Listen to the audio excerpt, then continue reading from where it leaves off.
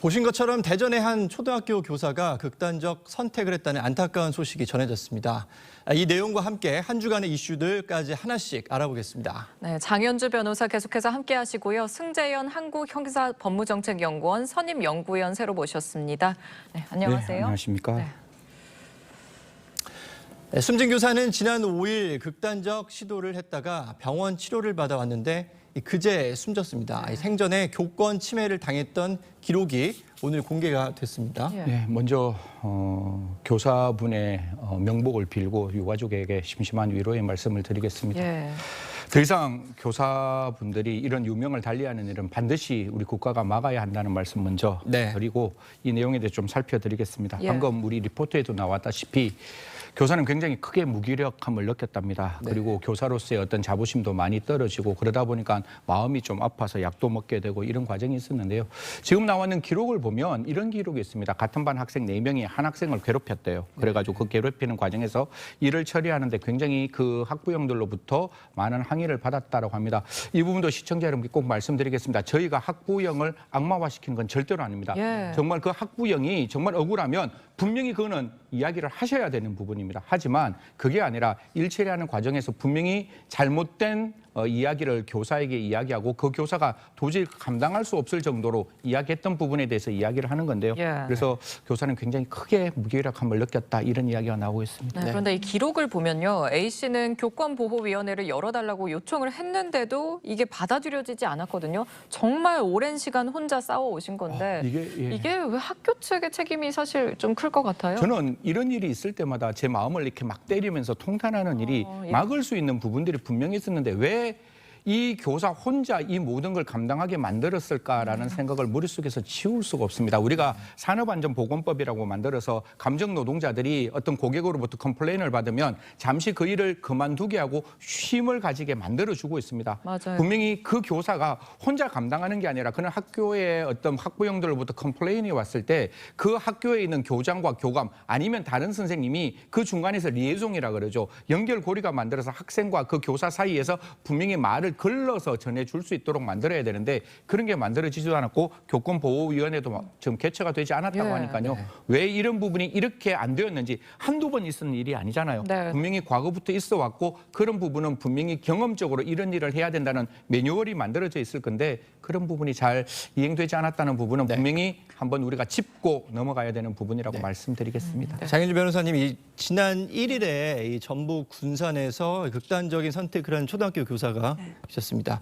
휴대폰 포렌식 결과에서 이 상당한 분량의 메모가 발견했다고 했는데 어떤 내용인지 잠깐 소개 좀 부탁드리겠습니다. 네, 휴대전화에서 방대한 양의 일기 형태의 메모들이 나왔는데요. 전체를 분석하려면 한 2, 3일 정도가 더 걸린다라고 합니다. 특히 SNS 메시지들이 복원이 됐는데 그 메시지에 학교의 특정 교원과 업무 스타일이 다르다라는 내용들이 지금 발견이 되고 있습니다. 특히 여러 증언들 중에서는 특정 교원 때문에 힘들어했다라는 이야기들이 나오고 있고요. 특히 공문을 기한하면 계속해서 반려가 되는 등 업무상 갑질을 당했다라는 증언들도 지금 함께 나오고 있습니다. 따라서 해경은요, 이 포렌식 결과를 분석한 후에 관련자들 소환해서 조사를 할 예정이라고 합니다. 네, 이 교사의 극단적인 선택을 한 경우가 지금 한두 지역이 아니거든요. 이렇게 좀 비극이 되풀이되고 있는 배경, 그 원인 좀 말씀 부탁드리겠습니다. 사실 우리가 어떤 사회생활을 할 때 보통 정반합으로 가야 되는데 과거에 제가 고등학교 다닐 때는 굉장히 교권이 굉장히 높았습니다. 학생의 인권은 굉장히 낮았고 그러다 보니까 학생의 인권을 키워주기 위해서 여러 가지의 제도적 보완이 만들어지는 과정에서 학생들의 인권만 강조되고 교사의 교권이 굉장히 무너지는 경우가 많았습니다. 그러다 보니까 교사가 억울하게 무슨 일을 해도 결론적으로 어떤 이야기가 나왔는가 하면 너는 교사가 잘못했는 거야. 학생 인권 지켜야지. 어떻게 그런 일을 해. 그러다 보니까 학생들이 이렇게 학교 수업 시간에 이렇게 엎드려 자더라도 우리는 그 학생에게 깨울 수가 없었던 상황이 되는 것이고 이런 거예요. 제가 예를 들어가 우리 장 변호사님부터 앵커 두 분의 칭찬을 하는데 한 분만 칭찬을 안 하면 칭찬 안 받은 사람이 그 정서적 학대를 받았다. 이렇게 이야기를 하는 정도가 되었기 때문에 그런 부분들이 이제는 만들어져야 되고 그런 부분에 대해서 이제 교권을 지키겠다는 4개 법안들이 만들어지고 있는데요. 그럼 그런 부분들이 만들어져야 되고 저는 꼭 2가지 말씀드리겠습니다. 교육부가 교사들에게 절대로 교사 편에 있을 테니 이런 안 좋은 생각 절대로 하지 마라. 지금 교사는 우리 교육부가 지킨다는 메시지를 정확히 함과 동시에 법무부에서도 그런 이야기 나왔잖아요. 이 사건을 처리할 때 아동학대 처리법에서 우리가 들여다보고 충분히 아동학대 처리에서 정서적 학대가 안 되면 그 어떤 조사 과정에서 충분히 교사의 교권이 보호될 수 있도록 하겠다고 했으니까요. 그런 부분도 경찰과 검찰이 좀 꼼꼼하게 들여다봐야 한다. 결국 교육부와 수사당국이 교사들의 교권을 지켜주는 그런 국면을 만들어야 한다는 말씀 드리겠습니다. 네, 지금 교사들의 고충을 좀 들어보면요. 과다한 업무부터 특히 일부 학부모들의 악성 민원도 있고 학교 측의 또 소극적인 대응까지 정말 좀 다양합니다.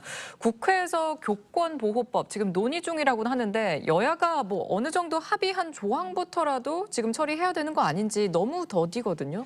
그렇습니다. 특히 교사들이 보기에 얼마나 답답한 상황이겠습니까?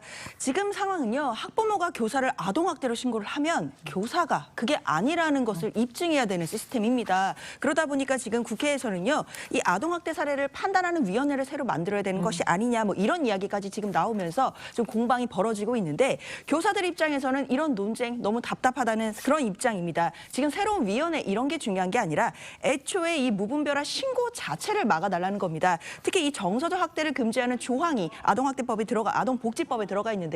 이게 해석하기에 따라 굉장히 기준이 모호하기 때문에 이런 부분들을 교권 침해에 또 하나의 또 영향력을 미칠 수 있다는 부분이 있습니다. 그래서 교사들의 목소리에 귀 기울이는 것 그게 가장 중요할 것 같습니다. 네. 네, 다음 이슈도 짚어보겠습니다.